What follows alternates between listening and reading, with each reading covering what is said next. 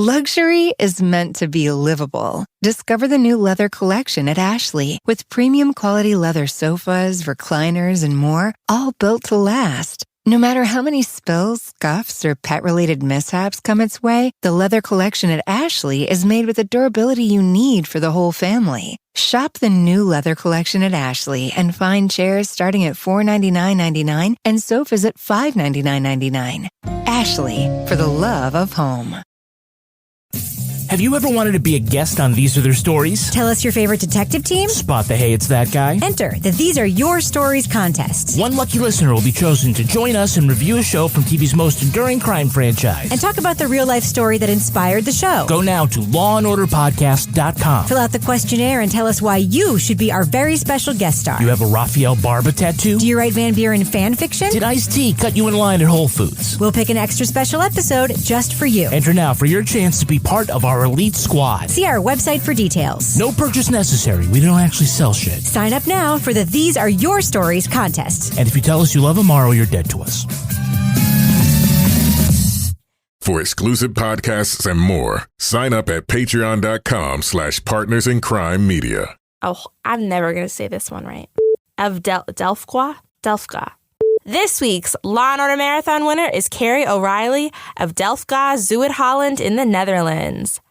Delfqa, Zuid-Holland. Delfqa. You're putting the W in the wrong place. You say like guava? Delft-guava? This week's Law & Order Marathon winner is Carrie O'Reilly from South Holland in the Netherlands. Carrie will get a marathon decal showing she watched 26.2 hours of her favorite crime show. To be next week's winner, sign up at lawandorderpodcast.com. I'm Kevin Flynn with Rebecca Lavoie and Chris Farah, and these are their stories. You think you know who did it, but you don't know who did it. Law and order, law and order, law and order. It's no ordinary police procedural, baby. It's the FNOG of police procedurals, baby. Law and order, law and order, law and order, law and order. These are their stories, these are their stories. Welcome to These Are Their Stories, the podcast about network TV's most enduring crime franchise and the real-life cases that inspired their shows. I'm Kevin Flynn.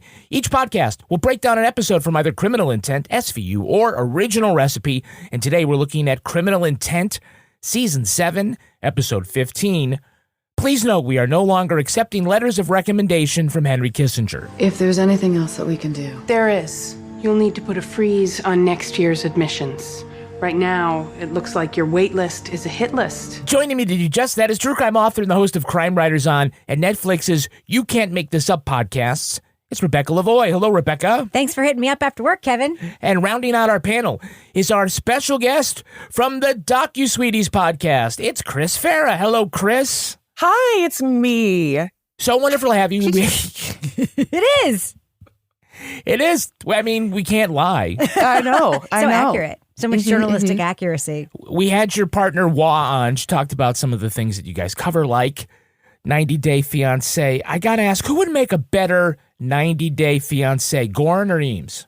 Oh, definitely. It's definitely Goren, because Eames has this beautiful, patient breath with her that I just cannot see working in the 90-day world. But I do see Vincent bending himself into a full J to understand the complexities of Jasmine's tantrums. Yeah. Like Eames is widowed. She was a surrogate mother for her sister. I feel like she's like, yeah, I'll totally marry you for a K-1 visa. Yeah, at the end of her rope, because she's a smart lady. So she's going to do what she has to do. But it is that patient kind of, she's wife material. I'll tell you, I'm not gay. If I were. Her. I would marry Eames in 2 seconds. She is wife material to the max, hard worker, lovely person, patient as hell. He is so difficult, and she just is like, You're right. You're right. At the same time, I would marry Stabler. I'm going to jump ship and go to SVU. I mean, obviously, that's who I'm going to marry. And who I've always wanted was a stable person anyway. Yeah, and that widower sex is so hot. Dad ass. Yeah, Ooh, put it on the list, honey. Put it on the list. So, Chris, of all the franchises, which two cops are your favorite Law and Order detective team? Favorite Law and Order detective team. It is so hard. Okay. I mean, Goren and Eames for sure. But I have all these fantasies like, I mean, I would have died if like Goren and Stabler like had a thing together. Like not a thing together, but like a crossover together. Yeah. I think, I'm just too turned on by both of them in different ways. Like one's like intellectual and one is like physical. If I had them both at the same time. Okay, well, I don't mean that's about me or my own sexual fantasies or whatever. Well, it's fine. Keep going. It's all right. We're rapt attention over here. Yeah. Like organized crime, honey. More like, organized bedtime. Yeah. And we all know how much Goren likes to sniff stuff. Yes. Yeah. And I smell really good. That's right. No, I think so. I don't know. And who's your favorite prosecutorial team? Favorite Law and Order District Attorney Prosecutorial Team. Speak of the devil, Jack McCoy is, you know, like, and I think it's because how early on, like, he would just make passings about what the old school was like and how many like women he slept with, in that character. There was something very beautifully honest about it. And I think I speak for the entire Law and Order universe to say we were surprised and saddened to see that Sam Waterston is leaving the mothership after coming back to relaunch it. Kevin? But he is 83, so maybe he can take a little time off. As a former guest of ours said on Twitter, yes, he's done. All right, now let's take a look at the first half of this episode. Criminal Intent, Season 7, Episode 15. Please note we are no longer accepting letters of recommendation from Henry Kissinger. Well, financial analyst Skip Lowe's had a busy day. The nanny was late while his wife tried to catch a plane. He passed some insider trading information on to a pretty woman, gets threatened by some unhappy investor, has a clandestine hookup with a man at the health club shower before being shot in the park at night, pushing his 2-year-old son in a stroller. Powder burns. That's at the close range, 22 caliber. So he's with his son in a park tunnel at night, and he lets the shooter get within a couple of feet? Well, it was either a random act or he knew his assailant and didn't feel threatened. Goren and Eames learned that Skip had just taken his toddler for Chinese lessons when he visited the playground. Marla Reynolds says that Skip was a playground regular and an engaged father, but Marla's super rich and overbearing mother-in-law Eleanor seems to think she can raise her grandson better than her own mom can. Meanwhile, another mom is shot and killed in the park walking her dog and pushing a baby stroller. Paloma Renzi was a vice president at a tech company, Qual XT. Even though their stock was shit, Skip upgraded his position, making him and Paloma lots of money. Was the fix-in? Captain Ross says the same gun was used in Skip's and Paloma's shootings, as well as a third from a week earlier. Denise Myler was killed with her 2-year-old in the back seat.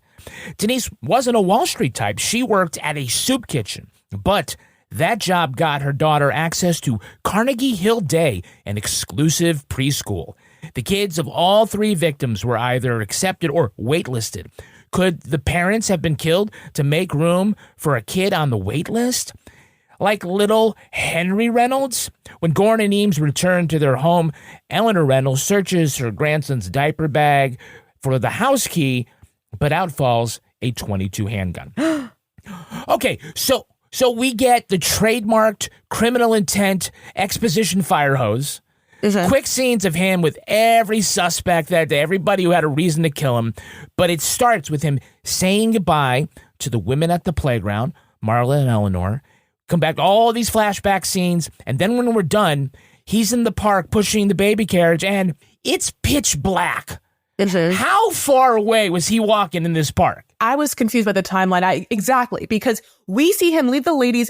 He has a Hungry Hippo thing in his hand. Oh, what's that in Leo's hand? Oh, it's Hungry Hippo. He's fine. Were you guys like, honey, that's not a Hungry Hippo? Like, that Hungry Hippo thing was a sleeping pill. Like, I thought someone had drugged the child. Yeah. I thought it was going to be a choking storyline. Yeah, good. That was Chekhov's Hungry Hippo marble. Yes, it was. That's what I thought. Little kid's got a marble. It's like, that's some Hungry Hippos. Maybe Dad stopped for a hot dog. Another hot dog. Oh, my goodness, Rebecca Lavoie. That's what I was wondering.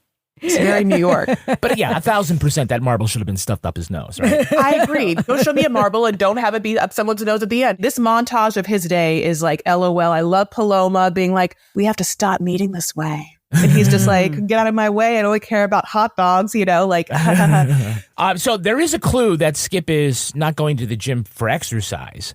Eames unzips the gym bag, sniffs it, and says, Clean clothes in the gym bag. yeah, I already sniffed that like hours ago. You didn't even have to unzip it. I could smell right through that and say, yep, that's laundry fresh. Wait, I mean, some people go to the gym, take off their clean clothes, put them in their bag, and then go home in their gym clothes. Maybe his gym clothes bag stuff is clean. But he's not in his gym clothes. But doesn't he take an early morning spin class? Wouldn't those be in the bag? I'm very He curious. usually does. That's the clue. He usually does do an early morning spin class, but this time it's after work, which is confusing. And I like an early morning spin class. And it's true, like to get it done, one and done in the morning and just like shower and like move on with your life to actually, I don't get people who work out after work. Like I can't imagine having a whole goddamn day with all of your trials and tribulations and your energy up and down. And then suddenly after all that, put your body through a workout. No, that's drinking time.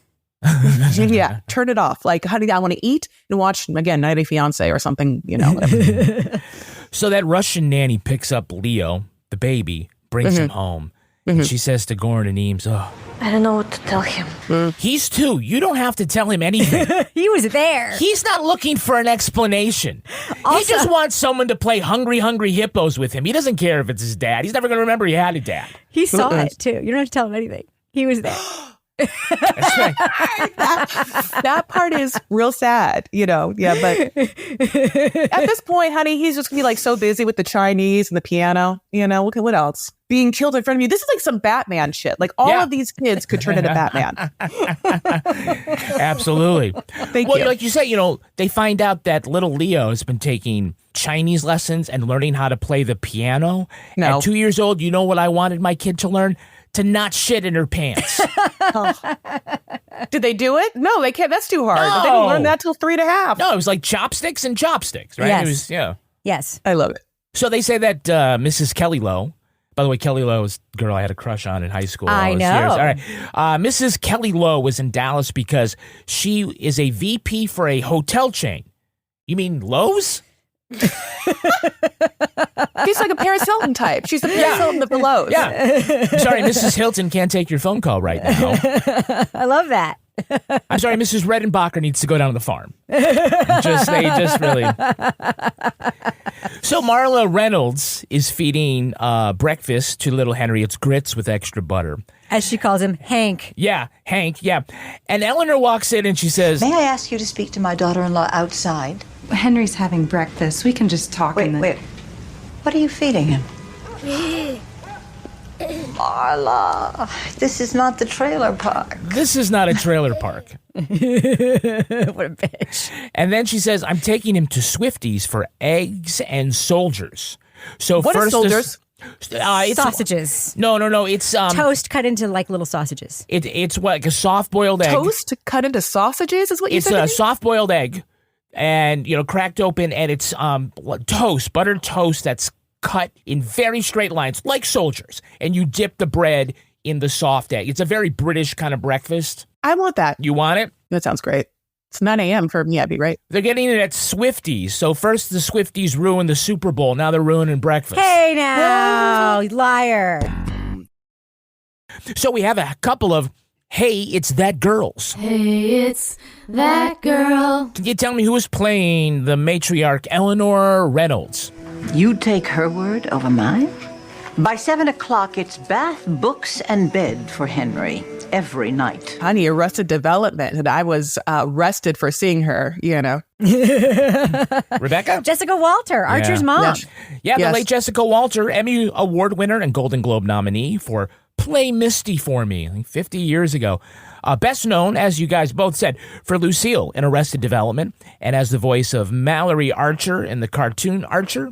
She passed away in 2021. I love that Amanda's so good at playing a rich, mean bitch. She just it's just a fun, if you're going to be like pigeonholed into something in your career, not that she did a lot, but like to have something at the end, I would love to be known as just a really vibey, energy, rich older woman. Like, honey, like we need a rich older woman, put Chris Fair in. I'm just like, look at the nannies. Have you checked the nannies? That's right. You know there's a thing in Hollywood called a Jessica Walter type. You know that is like a line that casting directors use. Yeah. Yes, Who can forget her long career? She started in 1960, and I remember her for her 8 appearances on The Love Boat. There was the one where she was Captain Stubing's high school crush. Ooh. So he went on a crash diet to impress her. He was her Kelly Lowe? Yeah, exactly. Yeah. Boy. God damn it. The two of you. All right. There was that one episode in which she tried to make her neglectful husband jealous by claiming that Doc made a pass at her during an examination. Doc was disgusting. I completely believe it. Who the hell is going to Doc? For an exam on a boat. Why are you waiting for your cruise to get your pap smear? I'm just... listen, I didn't watch Love Boat, but I'll just tell you right now, if I thought Love Boat would be a perfect way to get a little like vagina action in the middle of the sea, the motion with the ocean, now honey, Doc. you know, like now with Doc. As women who are waves and our sinks up already, we're half of us live by moon and by waves already. It just seems that seems natural. She was also in a 2-part episode where they sailed to Australia, and Lloyd Bridges tries to decide whether to leave his fortune to Jessica, Linda Evans, or Morgan Fairchild. And meantime, in the same episode, Jim Nabors romances Ethel Merman. Ooh, that's a spicy one. That exists? Who would you leave your fortune to? That's like the best fuck, marry, kill situation ever. Oh, well, I'd go with, I'd leave it to Linda Evans. Yeah. Yeah, you got to kill Morgan Fairchild. No, you fuck Morgan Fairchild. I'm just saying. No, you fuck Morgan Fairchild. Jessica Walters was in another 2-parter where she's married to country singer Mel Tillis, who has been secretly writing love songs to Tanya Tucker, also in the cast. And meanwhile, a plus-sized couple threatens to eat everything in the buffet. That was comedy on ABC Saturday nights. Yep. Wow. How hilarious. And, of course, Jessica won our hearts on the ABC After School special. She was on Just a Regular Kid, an AIDS story. Oh, God. AIDS? But don't worry, he got it from a blood transfusion. Of course he did. Because that's how they would do it. All right, can you name the actress playing her daughter-in-law, Marla Reynolds? Does she tell you she's mad at me? About him not getting in yet came up. It's all my fault. She told me they didn't want spirited boys, so I let Henry run around before his interview, and by the time we got there, he was dirty and his nose was running. And I don't know who the actress is, but I know what I know her from. Okay, that is Sarah Jane Morris. Mm-hmm. What is she known for, Rebecca? I know her as Noel's wife from Felicity season 4, and I hated her so much. Her name was Zoe. And that was the awesome time travel season. And we were all like, I wanted her to end up with Ben, don't get me wrong. But the fact that like Noel had married, it was a whole thing. Anyway, her name was Zoe on Felicity. That's how I know her from. Yeah, she's best known as Julia on the ABC series Brothers and Sisters. Never watched that. She had a recurring role on NCIS. Never watched that. As Agent E.J. Barrett. She got shot in the season 9 premiere and then was just never seen again. Other than to mention that she was resting at her mother's place. Oh, good for her. However, her mother's place could be a graveyard. Yeah, why not just kill her? I was like, why did they just kill her? I feel like they were hedging the bet, right? Leaving the door open for a return. Just in case. They're Dick Wolfing her. Oh, I love being Dick Wolfed. Yeah. You know, like ending the contract, but then renewing the contract 2.5 years later out of nowhere. Yeah. That's a Dick Wolf. She's getting all that Hallmark Channel money. She is in Cloudy with a Chance of Christmas. Ooh. And The Love Struck Cafe, where she plays a successful architect who returns to her hometown and somehow has to run the local cafe while falling in love with her old flame. Do you know how the movie ends? How? Murder-suicide. I love it. Yeah. I was going to say, she goes back to her architectural firm when she realizes, honey, she made a lot of money and all her friends are there. That's right. Why am I selling scones? Turns out Kelly Lowe wasn't all that. She wasn't all that.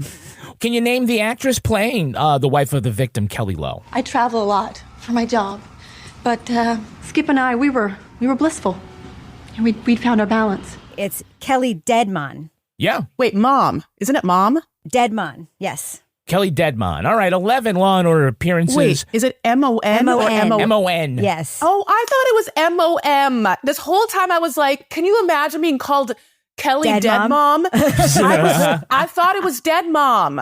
Oh, it's Dead Mom. Okay. Who was the first person to get that name? Dead Mom? Yeah. Oh, my God. Because, you know, like in like many cultures, like your name comes from a thing that like is being like, a Smith yes, or a Cooper. Yes, and that yeah. she's just a dead mom. Oh, you know, she has a dead mom. It's the Kelly the dead mom family, you know? Horrible. It's horrible. Bad genes. Guess why there are no more children? 11 Law & Order Universe appearances for the trifecta. She once did a pilot as the host of a game show with Danny Bonaducci, and she did a TV commercial for Vagisil. And guess which one of those she took off her resume? The Danny Bonaducci one. Exactly. Yeah, no, I mean, she was sad and itchy and then happy she got her new cream, and America was happy for her. Yeah. Chris, how do you know her? I'll be honest. I know her from thinking that she looked so familiar and then looking up her IMDb on my phone and then dying over the fact that I really thought her name was Dead Mom. And so I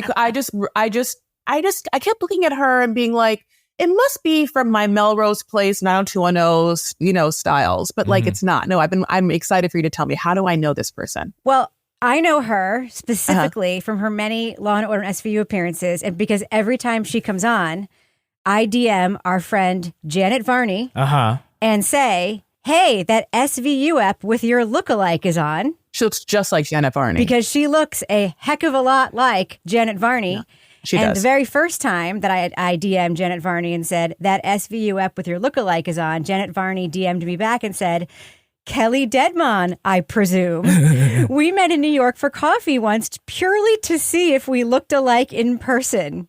And the answer was, kind of? Kind of. Yeah, kind of.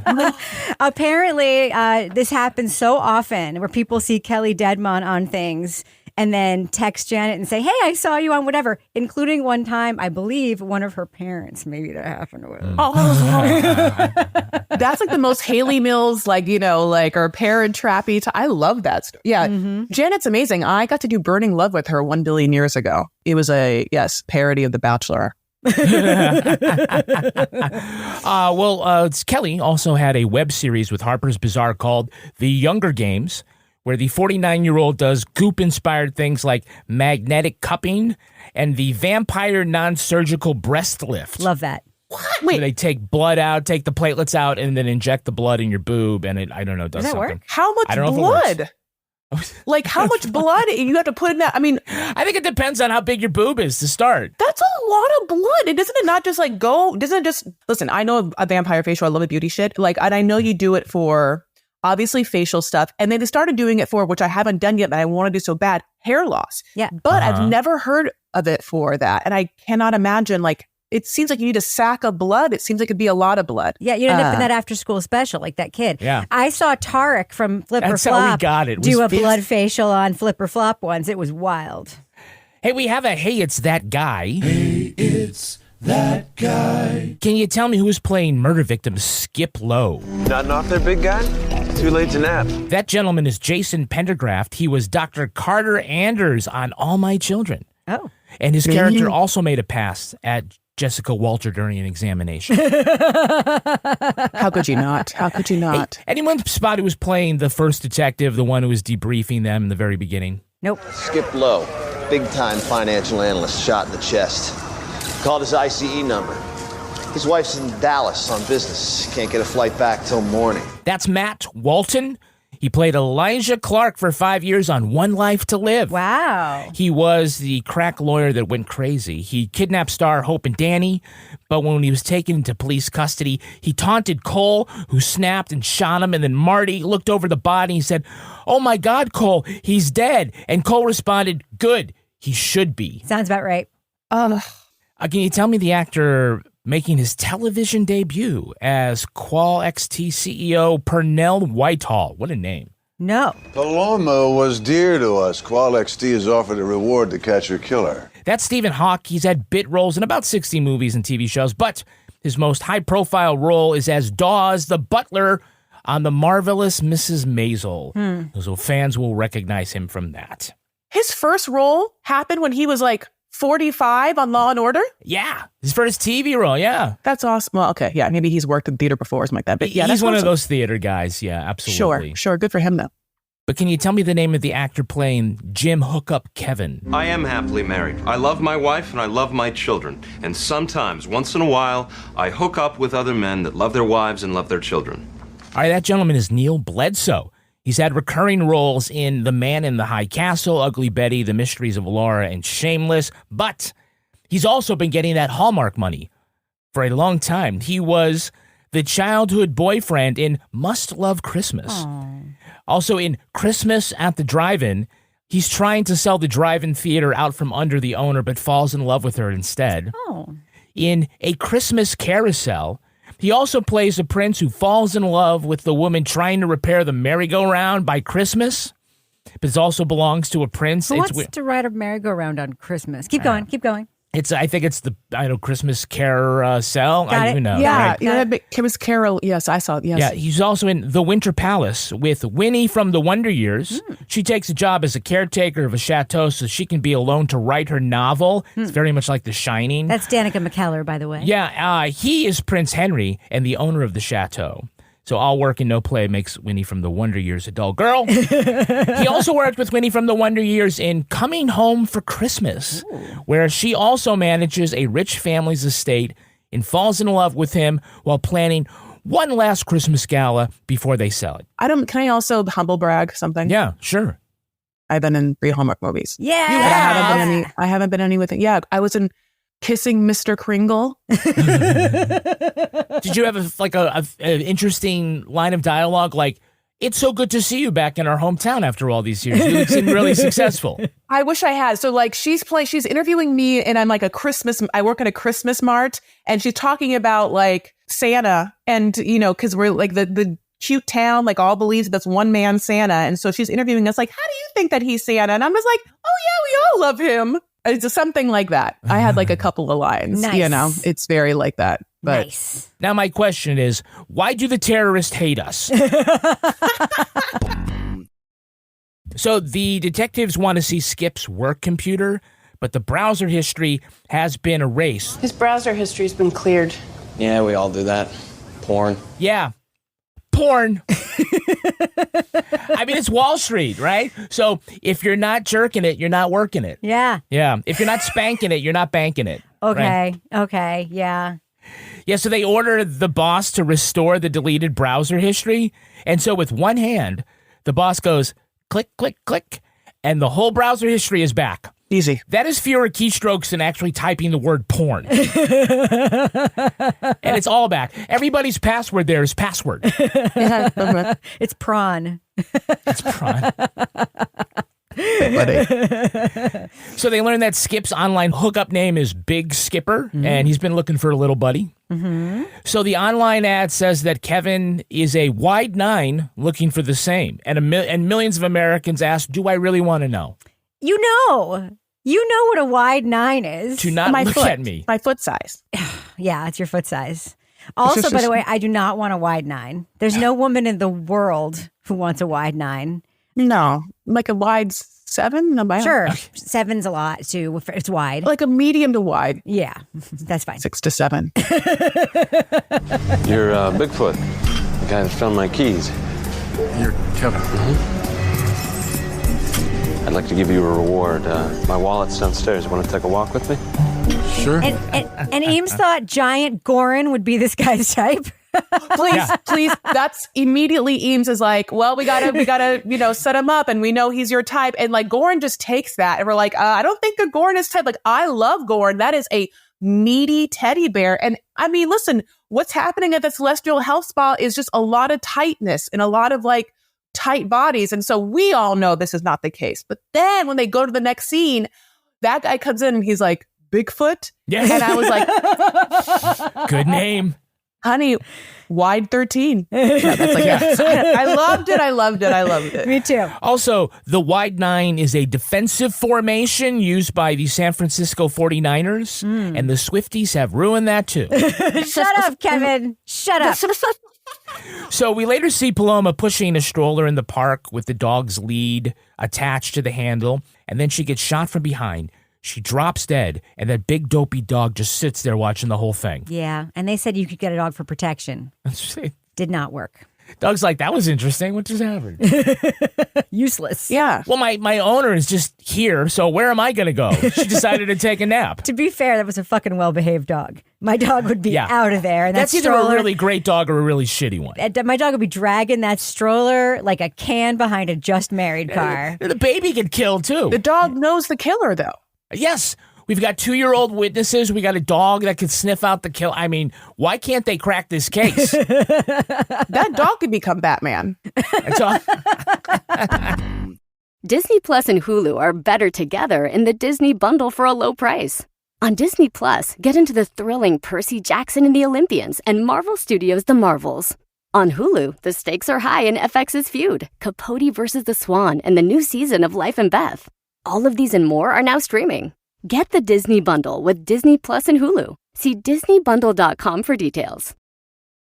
Puedes hacer dinero de manera difícil como degustador de salsas picantes o ahorrar dinero de manera fácil con Xfinity Mobile. Entérate cómo clientes actuales pueden obtener una línea de Unlimited Intro gratis por un año al comprar una línea de Unlimited. Además, hasta el 27 de febrero, pregunta cómo obtener el nuevo Samsung Galaxy S24 con 128 GB por cuenta nuestra. Ve a es.xfinitymobile.com. Oferta de línea Unlimited gratis termina el 21 de marzo. Aplican restricciones. Xfinity Mobile requiere Xfinity Internet. Velocidades reducidas tras 20 GB de uso por línea. El límite de datos puede variar.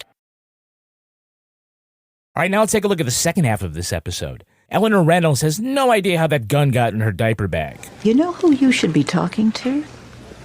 The nannies in that park. All they do is sit on the benches and complain. I'll bet one of them did it. Why would they do that, Mrs. Reynolds? They know I watch them. If I see a nanny mistreat a child, I tell the parents. Marla says Eleanor blamed her for little Henry's rejection from Carnegie Hill Day because he showed up at the interview with a runny nose, and ain't nobody got time for that. It seems Eleanor has been angling to get her grandchild into Carnegie Hill Day since before he was even born, since before her son got trapped into a marriage with a cocktail waitress from Kentucky.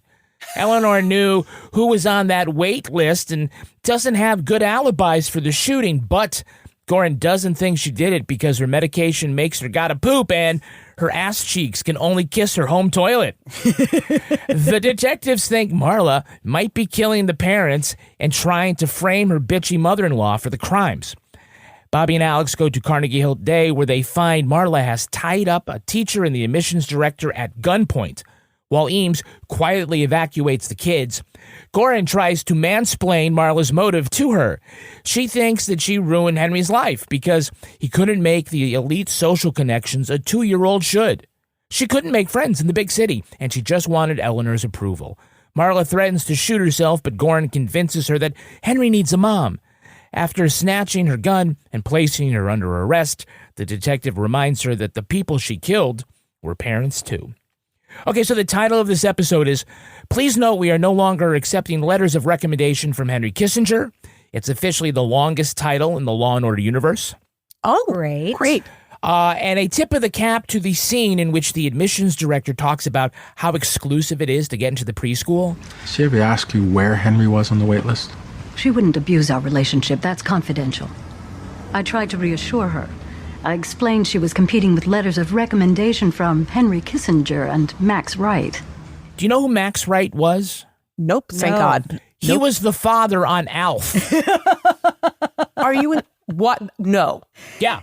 He was the father with the goofy glasses on Alf. So he wasn't a war criminal then? No, he's like, hey, I didn't bomb Cambodia. I talked to a felt puppet for 4 seasons on network television. So that's like being like, we're no longer accepting recommendations from Alan Thicke or Michelle Obama. Like, that's exactly. Like the disparity between them? Yeah. Condoleezza Rice and Monroe from Too Close from Comfort. I love that. Put all these in the Ted Knight box. Oh, fuck. Captain Steubing, there's a whole... I want to see what that, like, you gotta let this person in. This person's great. Like, I want to, like, read what that... These girls from Sister have to absolutely be admitted to this school. Tia and Tamara. Yeah. Listen, any school would do better with Tia and Tamara. They're triple threats. Triple threats. I know. And there's 2 of them. They're sextuple threats. Yeah. Way more talented than the Olsen twins. Yeah. Hey, those girls are billionaires. Don't knock them. I know. I like to punch up. That's the only comedy I do. Yeah. Good call. I almost felt like Goren and Eames should have confronted the grandma with the revolver scene, like with Janine. Like, so then, they just come back. She's like going back up to the brownstone. I don't know. I would have liked to have seen them together. Also, I gotta say, that baby revolver is the cutest little baby revolver. It's a little Derringer. It's the same kind of gun that killed Abraham Lincoln. It's so cute. It's teeny tiny. So cute. A Derringer? A Derringer, yes. Well, I mean, you said Eleanor has the murder weapon, and she doesn't really have good alibis for when these people were killed. But Goren doesn't think she did it because she can only smash at home. Eleanor Reynolds couldn't have driven to Far Rockaway. It's 3 hours round trip. She couldn't be away from her own bathroom that long. The public restroom phobia defense. Maybe means someone framed her. This is crazy. First of all, like we said, Goren will sniff anything. Yep. But you think it was a 3-hour ride to one of those crimes. She could she could never keep it in with her tight ass cheeks if she had to poop. Yeah, that turtle's coming out. She notices this by just she does a shift in the seat where she crosses her legs, and he's suddenly like, "Bitch, gotta poop." And I was so surprised by that, like, because I shift all the time when I sit. Like, I'm not comfortable. I'm crossing this leg, crossing that leg. Like, you can, he really picks up on some body language, which of course makes him even hotter to me. Yeah. Well, it might have been that she had like a left cheek sneak, and it just was like, oh. And he smelled that across the room and said, no, this is not our killer. Yeah. Do you know how, Kevin, this is the whole thing about, can I just talk for a second about pooping at home? Sure. Okay. Men, you are right about this. You should just feel comfortable going wherever you want. Don't be an Eleanor. Don't torture yourself in this way, ladies. Just do it wherever you feel like you got to go. I'm telling you, men figured this out a long time ago. It's fine. Do you realize how close we all came to a wrongful conviction where she'd have to go in court and say, Your Honor, I'm sorry, she has a shy sphincter. Ladies and gentlemen of the jury, if she cannot shit, you must acquit. So when they look for Marla, they find her at Carnegie Hill Day with a gun. And in one room, she's tied up the admissions director and the teacher with jump rope, Hardy Boy style. And in the other, it's nap time for a half dozen kids. Close the door, you'll wake them. Never wake a sleeping baby. Don't come any closer. I won't. I'll be right here. You don't need that gun. You don't need it. You know what will wake a sleeping baby? Fucking gunshot. Bang. Everybody starts crying. Right. This actually brings me to the central question of the episode. Yeah. Big, gaping plot hole of the episode. I believe in this scene, Marla demonstrates, and excuse me for a trigger warning here, that she is maybe a little bit school shootery. She is a little bit brutal, right? She's a little bit willing to she take brought a gun to school, so I mean... So why not, in order to make the waiting list shorter, kill the children? Oh my God. And not go through this elaborate exercise of murdering parents, which to me is not a guarantee that the child will then not be at the school. To me, in no way does that guarantee the child's not going to be at the school. No offense, but those kids were all in the 5-year-old grade, right? They're taking the nap. They were all able to get out on their own. You're not going to make room for a 3-year-old. I'm not saying those kids. I'm saying the original plot is so convoluted. I'm going to murder this dad to get his kid off the waiting list. Just murder the kid to get the kid off the waiting list. She's demonstrating now that she's cold-blooded. Because those kids saw too much. They saw too much. Well, living in New York City, they often do. Yeah, it's true. Can't let you go now. Pizza rat, you know. Yeah. Well, we can't wrap up the episode without a Goren explication about what really happened. I used to have friends at the women's residence, but Eleanor didn't like them. Now I talk to Henry and the nannies. The nannies, Mr. Lowe's nanny, Paloma's nanny. I sit on the bench next to them, listening. Yeah, I think that they like you. You know, they saw the way that Eleanor treated you. She was so upset when Henry got waitlisted. Marla is a gorgeous girl from the South who moves to New York to become a dancer. Yeah. And she has, I guess, for some reason, no friends. I had no one. I was like, oh, girl, get something. I don't need to tell you, leave this mom. I mean, I don't know. She also was a little crybaby for me, and I wanted to see her dance. And I don't think that she's a good dancer. But do you know how long it takes to make grits from scratch? That's just taking up all her time. What is this, my cousin Vinny? Should I ask Britney Spears' dad? When Goren comes in, he is talking to her, and he kind of keeps making moves to try and distract her, like he's gonna get the gun or whatever. But he even tells Janine, who did not deserve this, I'm gonna take care of you. And I remember thinking, I want him to take care of me. We have to note, though, that because she killed so many other parents, Henry was actually able to get into the next class, meaning Marla's going to be on the PTA. I tell you, they are so going to crush that candy bar sale. Yes, they are. They are. Disney Plus and Hulu are better together in the Disney Bundle for a low price. On Disney Plus, get into the thrilling Percy Jackson and the Olympians and Marvel Studios' The Marvels. On Hulu, the stakes are high in FX's feud, Capote versus the Swan, and the new season of Life and Beth. All of these and more are now streaming. Get the Disney Bundle with Disney Plus and Hulu. See DisneyBundle.com for details. Luxury is meant to be livable. Discover the new leather collection at Ashley with premium quality leather sofas, recliners, and more, all built to last. No matter how many spills, scuffs, or pet-related mishaps come its way, the leather collection at Ashley is made with the durability you need for the whole family. Shop the new leather collection at Ashley and find chairs starting at $499.99 and sofas at $599.99. Ashley, for the love of home.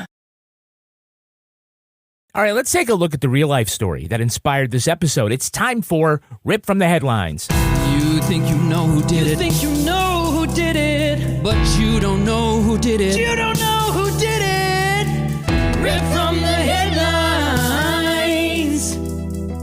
There are some similarities in this episode to the real-life case of the Texas cheerleader murder plot. In 1991, Wanda Holloway's daughter, Shauna, failed to make the cut for her junior high school cheerleading squad for the second year. She hatched a plan to get rid of the mother of the girl who beat out Shauna for the slot. Holloway solicited her ex-brother-in-law to find a hitman. She offered diamond earrings in exchange for a hired killer to get rid of Verna Heath. She believed Heath's daughter would be so gutted by her mum's death that she'd quit the team and make room for Shauna. The ex-brother-in-law grassed on Holloway to the coppers, who arrested her the next day. News of the plot made headlines around the world, with the press dubbing her the Pom-Pom Mom. Prosecutors played audio tapes of Holloway planning the hit, but the defense argued it was a frame-up by her ex-husband to win custody of the kids. She was sentenced to 15 years in prison, but her conviction was overturned because of juror misconduct. Facing a second trial, Holloway pleaded no contest. She agreed to a 10-year sentence but was released after 6 months and put on probation.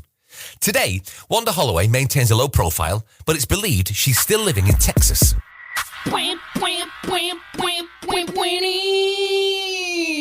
Well, parents say and do the darndest things. Do you understand? Okay, obviously, you know, I don't understand this plot at all. It's real stupid. This Just is a kill the stupid murder girl. plot. Kill the girl if you want to get it done. Horrible plan. Horrible plan. Obviously an evil plan. Yeah. So, part of my takeaway is, having seen this with sports parents and As an umpire, but also theater kids, that a lot of times parents are projecting what they want to see their kids succeed. They put themselves, their lost dreams of being the quarterback or being the star of the show. And that is why they do crazy shit that they probably otherwise wouldn't do. Right. Of course they do. So maybe Holloway, is that her name? She thought it was so the other mother was sort of like the avatar for the cheerleading spot, right? Yeah. So it was less about getting the cheerleading spot for her daughter than it was about killing the mother whose daughter had the cheerleading spot because she felt like the mother beat her out. You know what I mean? Yeah. I think there's some of that pathology in there. We know some theater people like this that went to high school with our kids. We do. A mom who was mad for 2 years that her daughter didn't get the lead in the school play. It was wild. She still talks about it to this day. It was wild. Years later. I am a theater nerd. I'm a theater nerd at heart. I will always be. I'm an only child or whatever. So I honestly get the idea. And we're living in a gypsy world where we honestly understand that women, that were mothers put on something on their children. We're like living in this right now. It's very apropos. And so I think it's important to manifest your own dreams so that you can be fulfilled and have your own life, and then not try and hyper control the lives of others, And that's a like straight up thing that I'm trying to bring into myself. It's hard not to put energy into trying to control things you can't control. You can only control yourself. You can't control the lives of others. But it feels like all of this, both the episode and the hidden real truth, are people trying to hyper control things they cannot without just allowing it to be. Except that Kelly Lowe could have controlled her child before he went to the interview and have him like look like a normal, like put together child. Wiped his nose, yeah. Don't let him play around with a stained shirt. I mean, that is trailer trash of her. Anyway. So the juror misconduct in the first trial was that a juror failed to disclose that he was on probation for a drug felony and was thus barred from serving on a jury. And if I were him, I'd say, you were the assholes that sent me the jury summons. That's right. That's not a misconduct. That's just him serving on a jury. And I actually think that he should be able to serve on a jury. Not every state has those kinds of rules. So, yeah, that's their fault, not his. That's not misconduct. Well, I mean, it's sort of like it falls under that. Yeah. Did they ask him that question directly? Did he lie? That's misconduct. Probably. I don't know. It wasn't clear from my intensive research. Yes. Amber Heath, the daughter of Verna Heath, today lives in Texas, and her daughter is a cheerleader. Great. It should be noted that afterwards, Shanna never made another cheerleading squad. Is it possible that a woman also almost died because Shanna sucked at cheerleading? Wouldn't be the first time. It's very hard to catch people when you throw them up in the air. A lot of women almost die if someone sucks at cheerleading. She got a flyer, it's like, oops. How much do you want to bet that even if the girl whose mother, she tried to kill, even if she had left the squad, I bet that girl still wouldn't have made the squad. I have to keep killing. Keep going down that list. Yeah. Yeah. It's like cheer. It wasn't because there was only one spot left that girl didn't make it, probably. So ABC did a dramatic movie of the week based on the case. HBO went in a different direction with The Positively True Adventures of the Alleged Texas Cheerleader Murdering Mom, starring Holly Hunter. It was a very black comedy, as you can tell. What year? Oh, this was... In the aughts. In the aughts, yeah. Oh, okay. I would put in the aughts. I mean, I want to watch it. That sounds great. Okay. Shanna, the daughter, said that when her mom got out of prison for years, they acted like nothing happened. I had no idea they were Irish. That is going to do it for us. We want to thank our guest, Chris Farah. Chris, where can our listeners follow you online? Oh, thank you so much for having me. What a joy this has been. We are Docu Sweeties, me and my other co-host who you've had on here. Her name is Wahama Lino. Docu Sweeties is wherever you listen to podcasts, Apple, Spotify. We, of course, are at Docu Sweeties on our social medias, Instagram. We have a Facebook group, the Docu Sweeties Podcast Facebook group. I'm Chris Farah, Chris L. Farah on social media. Again, you guys, thank you so much for having me. This has been so much fun. And Rebecca Lavoie, how can our listeners follow you? You can follow me everywhere for my takes on podcasting and dogs at Reb Lavoie. And you can track me on Twitter at Kevin P. Flynn. You also can post and tweet to us at Law and Order Pod, or follow us on Instagram at These Are Their Stories Podcast, or like and subscribe on YouTube and TikTok. Our newsreader was Cy Frater. Our theme music was composed and performed by Uncanny Valleys. Content assistance from Travis Roy. Lily Flynn handles promotions. All clips in this podcast were used in compliance with U.S. Copyrights Act fair use exemption for criticism and commentary. Go to lawandorderpodcast.com and sign up for our newsletter for a chance to be our next Law & Order Marathon winner. These Are Their Stories was recorded in the Treehouse Yoga Studio above the Mockingbird Cafe in Bay St. Louis, Mississippi studio, and is a production of Partners in Crime Media.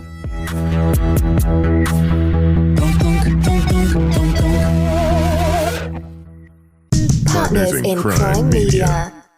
Luxury is meant to be livable. Discover the new leather collection at Ashley with premium quality leather sofas, recliners, and more, all built to last. No matter how many spills, scuffs, or pet-related mishaps come its way, the leather collection at Ashley is made with the durability you need for the whole family. Shop the new leather collection at Ashley and find chairs starting at $499.99 and sofas at $599.99. Ashley, for the love of home.